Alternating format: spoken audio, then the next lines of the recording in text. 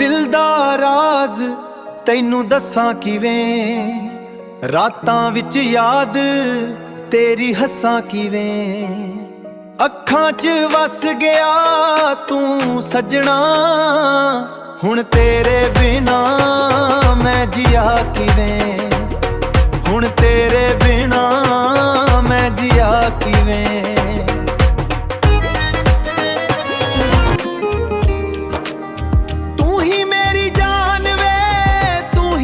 शान वे तेरे नाल लगदा ए रब दा ए पलान वे। दिल मेरा कहंदा बस तेरा ही नाम वे,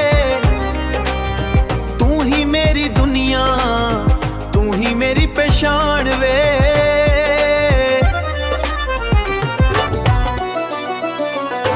तेरी गल्लां विच मिठास है, तेरे बिना सब कुछ उदास है।